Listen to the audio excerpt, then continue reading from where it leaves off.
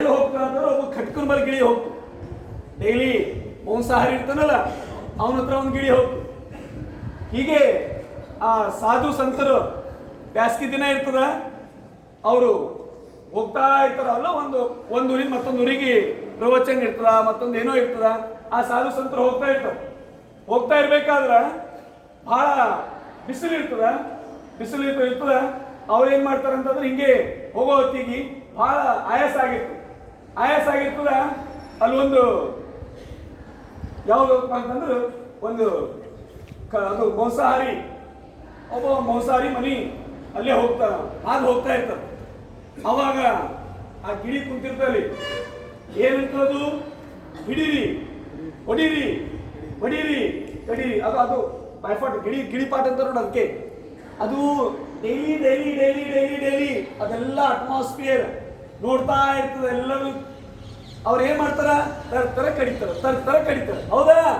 ಅದು ಎಲ್ಲ ಅದೇ ಕೇಳ್ತಾ ಇರ್ತದೆ, ಮಾರೋ ಕಾಟು. ಅದು ಅದೇ ಕಲೆ ಉಳಿದಿ ಅದೇನಂತ ಡೈಲಿ ಎಲ್ಲರಿಗೆ ಬರೋರಿಗೆ ಹೋಗೋರಿಗೆ ಪಕಡೋ, ಮಾರೋ, ಕಾಟು, ಹಿಂಗೆ ಹೇಳ್ತಾ ಇರ್ತದೆ. ಹಿಡೀರಿ, ಹೊಡೀರಿ, ಕಡೀರಿ. ಅವ ಸನ್ಯಾಸಿ ಅಂದ, ಓಡೋ, ಅವ ಜೀವ ಬದುಕ್ತೋ ಅಂದವ. ಇದೇನು ಬಂದಪ್ಪ ಎಂತದು ಈ ಗಿಳಿ ಅದು ಒಂದೇ ತಾಯಿ ಎರಡು ಮಕ್ಕಳು ಒಂದಂದ್ರೆ ಇದು ಒಂದದ ಎಲ್ಲದದು ಖಟ್ಕೂರ್ ಮನೆಗಳು. ಅವ ಅಂದ, ಕಾಡ ಸವಾಸನೆ ಅಪ್ಪ, ಬೇಗ ಹೋಗೋಣ ಅಂತೇಳಿ ಅಲ್ಲಿ ಕಾಲ್ ಕೆತ್ತದ. ಮತ್ ಮುಂದೆ ಸ್ವಲ್ಪ ಹೋಗೋಸ್ತನ ಒಬ್ಬ ಋಷಿ ಮುನಿಗಳ ಹತ್ರ ಒಳ್ಳೆಯವರು ಒಂದು ಇದರಲ್ಲಿ ಆ ಒಂದು ಗಿಳಿ ಮರಿ ಅದೇನ್ ಹೇಳ್ತಾರ, ಬರ್ರಿ ಶರಣಾರ್ಥಿ, ಬರ್ರಿ ಒಳ ಬರ್ರಿ, ನೀವು ಬಿಸಿಲ ಬಹಳ ಆಯಾಸ ಆಗೈತೆ, ನಿಮ್ಗ ನೀರು ಕುಡೀರಿ, ಸ್ವಲ್ಪ ವಿಶ್ರಾಂತಿ ತಗೋರಿ ಅಂದ್ರ ಅವ ಬಹಳ ಆಶ್ಚರ್ಯ ಅದ. ಅಲ್ಲಲ್ಲಿ ತಲೆಗೆ ಹೊಳಿತವನಿಗೆ ಒಂದೇ ತಾಯಿ ಎರಡು ಮಕ್ಕಳು. ನಾವು ಬೆಳೆಯುವಂತ ಪ್ಲೇಸ್ ಏನಿದೆ ನೋಡ್ರಿ, ಅಟ್ಮಾಸ್ಫಿಯರ್ ನಮಗೆ ಕಂಪ್ಲೀಟ್ಲಿ ಚೇಂಜ್ ಮಾಡ್ತೀವಿ. ನಿಮ್ ಫ್ರೆಂಡ್ಸ್ ಎಲ್ಲ ಹೊರಗೆ ಕಡೆ ಕೇಳಿ ಬೇಕಾದ್ರು. ಬೋರ್ಡರ್ ಸ್ಟೂಡೆಂಟ್ಸ್ ನೀವೆಲ್ಲ ಮಾತಾಡ್ತಾ ಇರ್ತೀರಿ, ಅವ್ರ ಜೊತೆ ಕೇಳ್ತಾ ಇರ್ತೀರಿ. ಕಾಲೇಜಿಂದ 5:30 ಹೋದ ತಕ್ಷಣ ಅವ್ರು ಏನ್ ಮಾಡ್ತಾರ, ಅವ್ರ ದಿನಚರಿ ನೀವು ಕೇಳ್ಕೊಳ್ಬೇಕಾದ್ರೆ ಏನ್ ಮಾಡ್ತಾರ, ಅವರು ಹೊರಗಡೆ ಹೋಗ್ತಾರ, ಅವ್ರು ಫ್ರೆಂಡ್ಸ್ ಜೊತೆ ಹೋಗ್ತಾರ, ಬೈಕ್ ತಗೊಂಡು ಹೋಗ್ತಾರ, ಮೊಬೈಲ್ ತಗೊಂಡು ಹೋಗ್ತಾರ. ಹೌದಾ? ಅಲ್ಲೆಲ್ಲ ಆ ರೀತಿ ಇರೋದ್ರಿಂದ ಪೂರಾ ಮೈಂಡ್ ಏನಾಗ್ತದ, ಡೈವರ್ಷನ್ ಆಗೋಯ್ತು, ಬೇರೆ ಕಡೆ ಡೈವರ್ಟ್ ಆಗುತ್ತದ. ನಿಮ್ ತಾಯಿ ತಂದೆ ಎಲ್ಲ ಆ ಹುಷಾರರ ಗುರುಕುಲ್ ಅಂತ ಈ ಆಶ್ರಮದಾಗ ಯಾಕೆ ತಂದು ಬಿಟ್ಟಾರ ಇಲ್ಲಿ ಅಂತಂದ್ರ ಒಳ್ಳೆಯ ಸಂಸ್ಕಾರ ಕಲೀಲಿ, ನಮ್ಮ ಮಕ್ಕಳು ಹಿಂಗ್ ಬೊಕ್ಕೊಳ ಕಲ್ತಿ ಬಹಳ ದೊಡ್ಡ ಆಫೀಸರ್ ಆಗೋದ್ರೂ ಬಿ ಪರವಾಗಿಲ್ಲ, ಒಳ್ಳೆಯ ಮನುಷ್ಯನಾಗಿ ಜಗತ್ತಿನಲ್ಲಿ ಬಾಳ್ಲಿ, ಈ ಸಮಾಜದಲ್ಲಿ ಗೌರವದಿಂದ ಬಾಳ್ಲಿ ಅಂತೇಳಿ ಇಲ್ಲಿ ತಂದಿಟ್ಟಾರೆ. ನೀವು ಫಿಲ್ಮ್ ನೋಡಿ, ದಾರಿ ತಪ್ಪಿದ ಮಗ ಅಂತೇಳಿ. ಅದೇ ಇಲ್ಲ, ದಾರಿ ತಪ್ಪಿದ ಮಗ ಅಂದ್ರೆ ಅಲ್ಲೂ ಇಬ್ಬರು ಇರ್ತಾರೆ, ಒಬ್ಬೊಂದು ಒನ್ ಡೈರೆಕ್ಷನ್ ಇತ್ತು, ಮತ್ತೊಬ್ಬೊಂದು ಒನ್ ಡೈರೆಕ್ಷನ್ ಇತ್ತು. ಯಾಕೆ ಈ ರೀತಿ ಎಲ್ಲ ಆಗ್ತದೆ ಅಂತಂದ್ರ ಸಂಘ, ನಾವು ಕೂಡುವಂತ ಒಂದು ಏನು ಫ್ರೆಂಡ್ ಸರ್ಕಲ್ ಇತ್ತು ನೋಡ್ರಿ.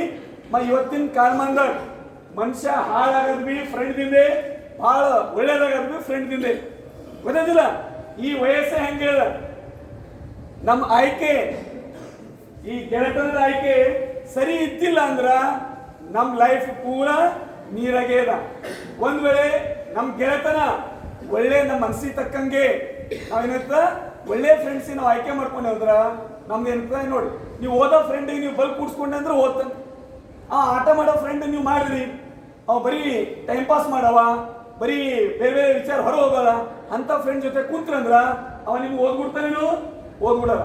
ನಡಿ ಆಡ ನಡಿ, ನಲ್ಲಿ ಹೊರ ಹೋಗೋ ನಡಿ, ಹಿಂಗೆಲ್ಲ ವಿಚಾರ ನಿಮ್ ತಲೆಮೇಲಿರ್ತದ, ಪೂರಾ ಕೆಟ್ಟ ಕ್ಯಾರಳ ಹೋಯ್ತು ನೋಡಿ. ಒಂದು ಉಳ್ಳಗಡಿ ಮನ್ಯಾಗ ಈರುಳ್ಳಿ ಎಲ್ಲ ಬಕ್ಕುಳು ಹಾಕಿರ್ತಾರ, ಒಂದೇ ಈರುಳ್ಳಿ ಅಲ್ಲಿ ಕೆಟ್ಟಿದ್ದಿತ್ತು, ದಿನೇ ಏನ್ ಮಾಡ್ತಾ ಎಲ್ಲ ಉಳ್ಳಗಡಿಗೆ ಕೆಡ್ಸಾಕ್ತದೆ. ಹಾಗಾಗಿ ಮಕ್ಕಳೇ, ದಯವಿಟ್ಟು ಈ ವಚನ ಬಹಳ ಅಂದ್ರೆ ಬಹಳ ನನಗೆ ಖುಷಿ ಆಯ್ತು. ಈ ವಚನ ಹೇಳಿದ ಕಡೆ ಇಂಥ ವಚನ 12ನೇ ಶತಮಾನದಲ್ಲಿ ನೋಡಿ, ಅವ್ರಿಗೆ ಗೊತ್ತದ ಇಂಥ ಕಲಿಯುಗ ಬರ್ತದ ಮುಂದ, ಈ ವಚನ ಮುಂದಿನ ಮಕ್ಕಳಿಗೆ ಬಹಳ ಅವಶ್ಯಕತೆ ಅದ ಅಂತ ಗೊತ್ತಾಗ್ಯದ. ಹಂಗಾಗಿ ಅವರೆಲ್ಲ ಇಂಥ ವಚನಗಳು ಪೈಲನೆ ಬರ್ಲಿಕ್ಕಿರೋ ಗೊತ್ತಾಗಿಲ್ಲ. ಈ ವಚನ ತಮ್ಮ ಜೀವನದ್ದಕ್ಕೂ ಅಳವಡಿಸ್ಕೋರಿ. ಇಲ್ಲಿಂದ ಒಳ್ಳೆಯ ಸಂಸ್ಕಾರದ ತಗೊಂಡು ಹೋಗಿ ನೀವು ಇನ್ನೂ ಒಂದು 4-5 ಮಂದಿ ನೀವು ಉದ್ಧಾರ ಮಾಡಿ, ಒಳ್ಳೇದು ಹೇಳಿ. ಆದ್ರ ಅಂಥವ್ರ ಜೊತೆ ನೀವು ಕುಂತಿ ನಿಮ್ಮ ಜೀವನ ಖರಾಬ್ ಮಾಡ್ಕೋಬೇಡ್ರಿ ಅಂತ ಹೇಳ್ತಾ ತಮ್ಮೆಲ್ಲರಿಗೂ ಈ ಒಂದು ವಚನ ಹೇಳಿದ್ದಕ್ಕೆ ಅವನಿಗೂ ಸಂಗಮೇಶ್ ಬಹಳ ಒಳ್ಳೆಯ ವಚನ ಸೆಲೆಕ್ಟ್ ಮಾಡ್ಕೊಂಡು ಅವನಿಗೂ ಈ ಒಂದು ಪ್ರೇಯರ್ ಮುಖಾಂತರ ಅವನಿಗೆ ಶರಣಗಳನ್ನು ಸಮರ್ಪಿಸುತ್ತಾ ತಮ್ಮೆಲ್ಲರಿಗೂ ಶರಣ.